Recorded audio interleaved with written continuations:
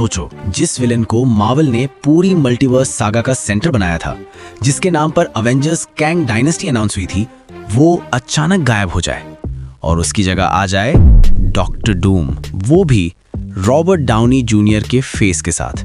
तो सवाल उठेगा ही, कैंग का क्या हुआ, उसकी पूरी कहानी कहाँ गई और मार्वल ने इतना बड़ा स्विच क्यों किया?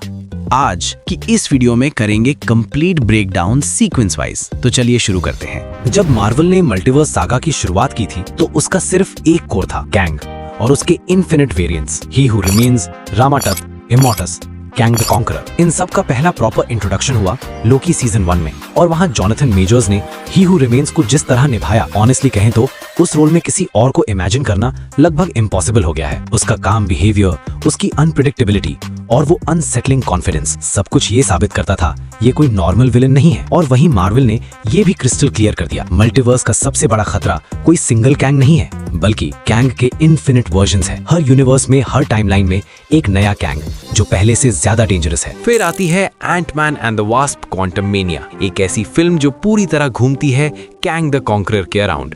और फिर end credit scene, council of Kangs, exact comic panel से उठाया गया मोमेंट, और इसका मतलब बिल्कुल साफ था, अवेंजर्स कैंग डायनेस्टी पूरी तरह कैंग वेरिएंट्स पर बेस्ड होने वाली थी। फैंस भले ही मूवी को लेकर डिवाइडेड थे, लेकिन एक बात पर सब अग्री करते थे, Jonathan Majors as Kang, perfect casting.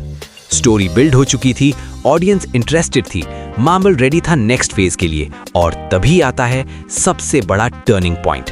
Jonathan Majors पर असॉल्ट एलिगेशंस लगते हैं, केस कोर्ट तक पहुंच जाता है, मार्वल चला जाता है फुल पैनिक मोड में, क्योंकि कैंग सेंट्रल कैरेक्टर था कैंग डायनेस्टी का। एक्टर गिल्टी प्रूव हुआ तो केस का डिसीजन मंथ्स या इयर्स ले सकता था।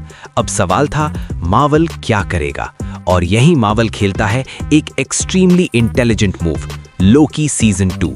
एंडिंग में लोकी खुद बन जाता है मल्टीवर्स का रूलर, सब टाइमलाइंस को मिल जाती है free will except Kang and his variants.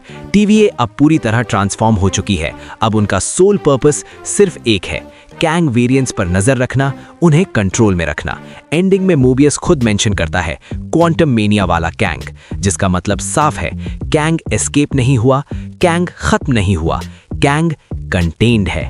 ये एक ओपन एंडिंग है जो मार्वल को देता है दोनों ऑप्शंस। अगर Jonathan measures not guilty prove होते हैं तो टीवीए फेल होती है, कैंग फ्री होता है, कैंग डायनेस्टी कंटिन्यू हो जाएगी। ऑप्शन 2, अगर कोर्ट डिसीजन आता है कि जॉनथन मेजर्स गिल्टी प्रूव होते हैं और अगर जेल जाते हैं, तो Marvel legally and creatively Kang story line को होल्ड पर डाल देता है, टीवीए सक्सेसफुल दिखा दी जाती है और मल्टीवर्स को मिलता है नया threat.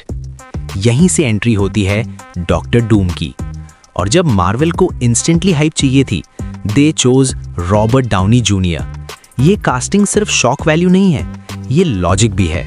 Doom equals extreme tech genius, Tony Stark vibes match करती हैं, मल्टीवर्स है तो वेरिएंट्स पॉसिबल हैं, familiar face, instant audience trust. इसलिए अगर कैंग का इंसिडेंट नहीं होता तो डूम शायद इंट्रोड्यूस होता लेकिन रिवील नहीं होता।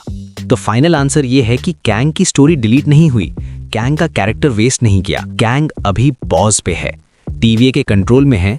मार्वल फ्यूचर में चाहे तो रिज्यूम कर सकता है, बट अब इमीडिएट फोकस अवेंजर्स डूम्सडे पर है। सो अगर अब क्लियर हो गया हो कि कैंग का क्या हुआ, तो वीडियो को लाइक एंड शेयर जरूर करना और चैनल को सब्सक्राइब करना मत भूलना।